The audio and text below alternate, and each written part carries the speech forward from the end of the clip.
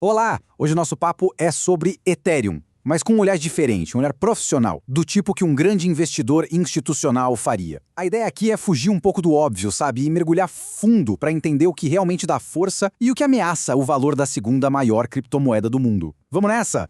Para a gente começar, a primeira coisa que precisa ficar clara é essa diferença aqui. O Bitcoin a gente já entende, né? A tese dele é ser dinheiro, uma reserva de valor digital. Agora o Ethereum é outra coisa. Pensa nele como uma espécie de máquina financeira gigante, um computador mundial, onde uma nova economia inteira está sendo construída. É essa a base de tudo que a gente vai conversar. Beleza, então, se o Ethereum é essa máquina, o que faz as engrenagens dela girarem? Para avaliar o ativo de forma séria, a gente precisa olhar para os pilares, para a estrutura que segura tudo. São esses pilares que dão a força para a rede, não importa se o preço do token está subindo ou está descendo. O primeiro pilar, sem dúvida, é a dominância econômica. Pode aparecer um monte de concorrente, mas a verdade é que o Ethereum ainda concentra mais ou menos 60% de toda a grana que está travada em finanças descentralizadas, o tal do DeFi. Isso quer dizer que a maior parte do dinheiro dessa nova economia digital ainda passa por ele. O Ethereum é, sem discussão, o centro gravitacional desse universo. Em segundo lugar, e isso que é importantíssimo, vem o capital humano. São mais de 6 mil desenvolvedores construindo coisas no Ethereum todo mês. E por que isso importa tanto? É um ciclo que se retroalimenta. Mais desenvolvedores criam mais aplicativos, que atraem mais gente para usar, que movimenta mais valor, o que por sua vez atrai mais desenvolvedores. É uma vantagem competitiva gigantesca, muito difícil de ser copiada. E tem mais coisa boa acontecendo. Olha só, quase 30% de todos os ETHs estão em staking, ou seja, estão travados ajudando a proteger a rede. Isso tem um efeito duplo, deixa a rede mais segura e tira moedas de circulação, o que ajuda a criar escassez. E além disso, o uso real da rede, o número de transações, está nas máximas históricas.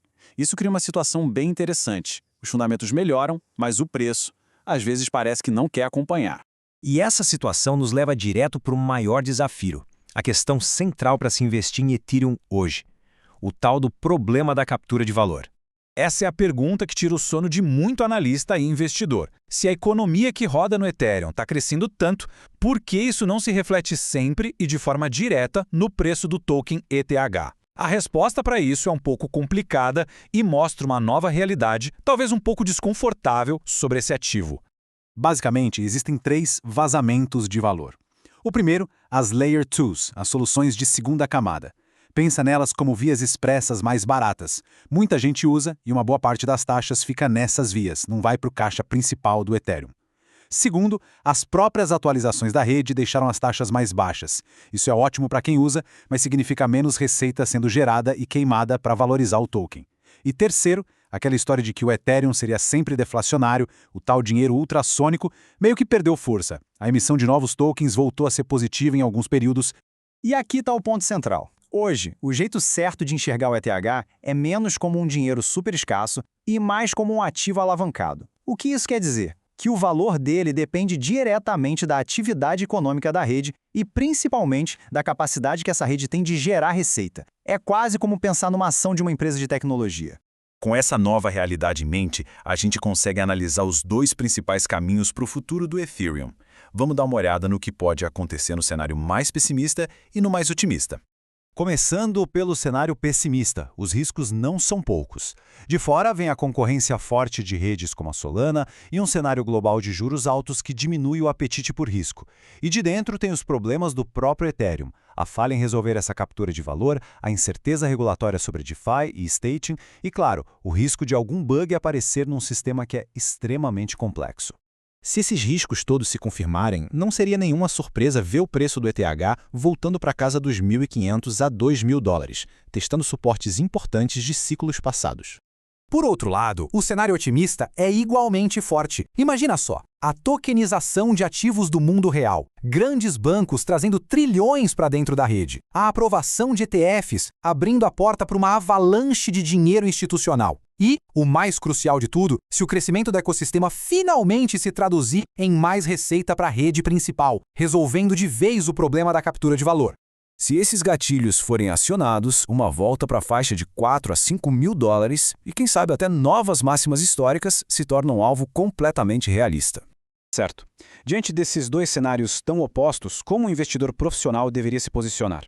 Vamos para a parte final para entender como montar uma estratégia de portfólio inteligente para o Ethereum. Essa tabela aqui resume a estratégia de uma forma perfeita. O Bitcoin tem a função de dinheiro, de estabilidade. O risco e a complexidade são menores. Já o Ethereum é a aposta em infraestrutura, em crescimento. O risco é maior? Sim. É mais complexo? Com certeza. Mas o potencial de retorno também é muito mais alto. São papéis totalmente diferentes numa carteira de investimentos. Então, para a gente fechar a estratégia, Ethereum não é um ativo seguro. É mais arriscado que o Bitcoin, ponto. Mas o potencial de valorização dele é muito maior. Por uma carteira focada em criptoativos, ter entre 20% e 40% em Ethereum pode fazer bastante sentido, a depender do perfil de risco, claro. E o ponto de entrada ideal, como todo ativo de crescimento, é na baixa, quando o pessimismo toma conta do mercado. É ali que aparecem as melhores oportunidades. E para terminar, essa frase encapsula toda a tese. Investir em Ethereum não é só apostar numa moeda. É apostar no sistema operacional de uma nova economia digital que está nascendo. A complexidade é enorme, mas o potencial assimétrico, ou seja, a relação entre o que se pode perder e o que se pode ganhar, é uma das mais interessantes de todo o mercado financeiro hoje. A grande questão que fica no ar é: essa economia vai, finalmente, conseguir colocar um preço justo no seu próprio sucesso?